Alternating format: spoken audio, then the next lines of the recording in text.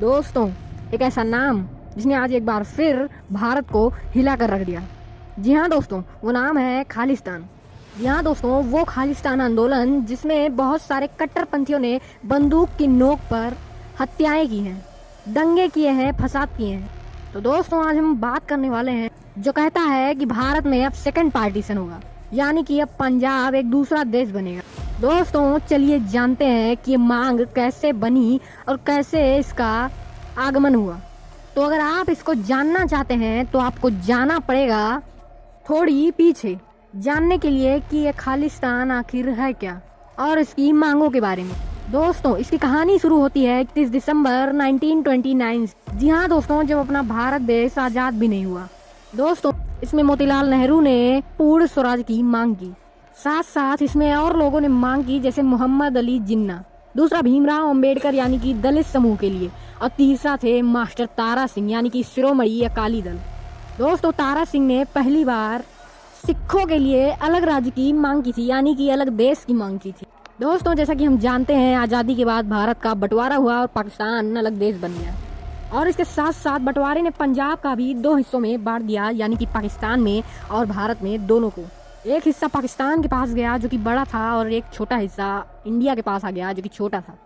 दोस्तों, 1947 ये वो दिन था जब बंटवारे होने के साथ साथ तारा सिंह यानी कि शिरोमणि दल की मांग बढ़ती ही जा रही, और 1947 में ये एक आंदोलन बन गया जिसे कहा गया पंजाबी सूबा आंदोलन।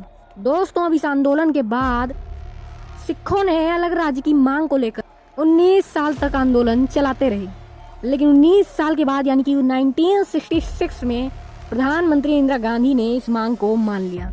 पर उन्होंने दिमाग लगा, सिखों को चाहिए था एक अलग देश जहां पे रह सके सिख, और इंदिरा गांधी ने भी ऐसा ही किया। पंजाब को 3 हिस्सों में बांट दिया, यानी कि सिखों के लिए एक अलग राज्य बना दिया, ना कि देश। और उस राज्य में एक को बना दिया पंजाब जिसमें सिख रहते थे, और एक हिंदी बना दिया जिसमें हरियाणा रहते थे, और तीसरा बना दिया चंडीगढ़। दोस्तों, इतना करने के बाद भी अकाली दल चुप नहीं रहे, क्योंकि उन्हें एक अलग देश चाहिए। पर आइए जाने कि इस खालिस्तान का आइडिया आया कहां से। दोस्तों, खालिस्तान का मतलब होता है खालसाओं का देश, यानी कि सिखों का देश, और ये आया था 1940 में। और 1940 में डॉक्टर वीर सिंह भट्टी ने पहली बार खालिस्तान शब्द का इस्तेमाल किया। दोस्तों, 1966 में इंदिरा गांधी ने सिखों के लिए अलग प्रदेश तो बना दिया, जिससे कुछ वक्त लोग शांत रहे, लेकिन विरोध अंदर ही अंदर बढ़ता रहा। दोस्तों, जैसा कि इंदिरा गांधी ने प्रदेश तो बना दिया, वोट होने का टाइम आया, यानी कि 1969, जिसमें एक थे जगजीत सिंह चौहान जो इसमें खड़े हुए, लेकिन वो हार गए। चुनाव हारने के बाद वो ब्रिटेन चले गए, वहां जाकर खालिस्तान आंदोलन की शुरुआत। दोस्तों, 1971 में इन्होंने न्यूयॉर्क टाइम में खालिस्तान के लिए मांग भी की, और आखिरकार 1977 में चौहान भारत लौटे और 1979 में वापस ब्रिटेन चले गए, और वहां जाकर खालिस्तान नेशनल काउंसिल की स्थापना की। दोस्तों, चौहान ने क्या किया, एक कैबिनेट बुलाई और खुद को रिपब्लिक ऑफ खालिस्तान का राष्ट्रपति घोषित कर दिया। राष्ट्रपति घोषित करने के बाद उसने खालिस्तानी डॉलर यानी कि अपने ही करेंसी भी जारी किए। इतना ही नहीं, खालिस्तानी पासपोर्ट, स्टाम्प और खालिस्तानी एम्बेसी भी खोल दी, और इसी बीच आ गया आनंदपुर साहिब रेजोल्यूशन। दोस्तों, कहते हैं ना कि इंसान को जितना दिया जाए उतना संतोष नहीं रहता, ऐसा ही था ये अकाली दल। दोस्तों, पंजाब प्रदेश तो बना, लेकिन अब अधिकारों की मांग उठने लगी, यानी कि ज्यादा अधिकार, जो कि मांगी गई 1973 में। पहले 1973 और फिर 1978 में अकाली दल ने आनंदपुर साहिब प्रस्ताव पास किया, जिसमें पंजाब को अधिकार ज्यादा देने के सुझाव दिए गए। दोस्तों, इसी समय अमेरिका में बैठे खालिस्तानी लोग यानी कि गंगा सिंह ढिल्लों ने भी अलग खालिस्तान की मांग की, और यही वो समय था जब समर्थक जरनैल सिंह भिंडरावाले की ताकत बढ़ रही। दोस्तों, प्रकाश सिंह बादल ने यानी कि अकाली दल के नेता 1982 में आनंदपुर साहिब प्रस्ताव को लागू करने के लिए भिंडरावाले के साथ धर्म युद्ध मोर्चा खोल दिया। दोस्तों, जैसा कि मैंने बताया, भिंडरावाले की ताकत बढ़ती जा रही। दोस्तों, अब वो अकालियों के करीब, लेकिन निरंकारियों का दुश्मन, यानी कि खुद ही सिखों का दुश्मन, और यही थी वो कट्टरपंथी। अब दोस्तों, आया वो समय 1978, अकाली वर्सेस निरंकारी। जी हाँ दोस्तों, 1978 में अकाली कार्यकर्ताओं निरंकारियों के बीच हिंसक झड़प हुई, जिसमें अकाली दल के 13 कार्यकर्ताओं की मौत हो गई। और इसी के साथ 80 के दशक में यानी कि 1981 में संपादक लाला जगत नारायण की हत्या कर दी गई, जिन्होंने भिंडरावाले के खिलाफ संपादक किया था। दोस्तों, अप्रैल 1983 में पंजाब पुलिस के डीआईजी एएस अटवाल को गोली मारकर हत्या कर दी गई, जिसके लिए भिंडरावाले को जिम्मेदार ठहराया गया। और दोस्तों इसी बीच भिंडरावाले ने स्वर्ण मंदिर को अपना घर बना लिया, यानी कि इन सब हत्याओं से बचने के लिए। अब दोस्तों पंजाब में हिंसक घटनाएं बढ़ती जा रही थी क्योंकि इसको करने वाला भिंडरावाले ही था, भले ही वो मंदिर में क्यों न छुपा। अब दोस्तों आया वो समय 1984 जब इंदिरा गांधी ने ऑपरेशन ब्लू स्टार शुरू, यानी कि मिलिट्री वर्सेस भिंडरावाले। अभी मजा आएगा ना भिड़ो। दोस्तों 1 जून से ही सेना ने स्वर्ण मंदिर की घेराबंदी शुरू कर दी, फोन कनेक्शन काट दिए गए, रेलगाड़ियों को रोक दिया गया, बस सेवाएं रोक दी गई।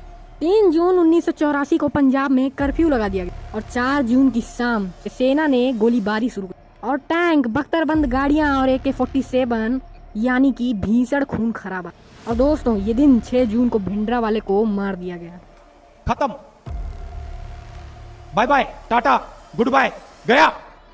और दोस्तों आंकड़ों के मुताबिक ऑपरेशन में 83 सैनिक शहीद, 249 घायल, 493 चरमपंथी और आम नागरिक भी मारे गए और 86 लोग घायल हुए। 1592 लोगों को गिरफ्तार किया गया। और इस ऑपरेशन के 4 महीने बाद ही 31 अक्टूबर 1984 को प्रधानमंत्री इंदिरा गांधी की हत्या उनके 2 सिख बॉडीगार्ड सतवंत सिंह और बेअंत सिंह ने कर दी और इंदिरा गांधी पर इतनी गोलियां चलाई गई थी कि उनका शरीर छत बिछत हो चुका। दोस्तों इंदिरा गांधी की हत्या के बाद देश भर में सिख विरोधी दंगे भड़क गए और दोस्तों 1984, 1995 मौतें ही मौतें। और दोस्तों जुलाई अगस्त 1985 में राजीव गांधी और लोंगेवाले ने शांति समझौते पर हस्ताक्षर किया, लेकिन जैसे ही लोंगेवाल पंजाब लौटे कट्टरपंथियों ने उनका कत्ल कर दिया। हिंदुओं को भी निशाना बनाया गया। एयर इंडिया की फ्लाइट में हवा में ही बम से उड़ा दिया गया और 329 यात्रियों की मौत हो गई। 10 अगस्त 1986 को ऑपरेशन ब्लू स्टार को लीड करने वाले प्रमुख जनरल AS वैद्य की पुणे में 2 ने हत्या कर दी। 31 अगस्त 1995 को सुसाइड बॉम्बर से पंजाब के CM बेअंत सिंह को भी उड़ा दिया गया। दोस्तों देख लिया ये दंगे। अब चलाए गए मिलिट्री की तरफ से operation Woodrose, operation black thunder 1, operation black thunder 2, operation blue star, इन सब ने खालिस्तान आंदोलन को तबाह कर दिया। लेकिन आज फिर यानी कि 2022-23 में एक बार फिर से ये आवाजें उठ। दोस्तों भिंडरावाले को तो मार ही दिया गया, लेकिन अब जो पंजाब के इस आंदोलन का मुखिया है वो है अमृतपाल सिंह, जिसको लोग भिंडरावाले 2.0 भी कहते। इन्होंने अमित शाह को धमकी भी दी, यानी कि होम मिनिस्टर।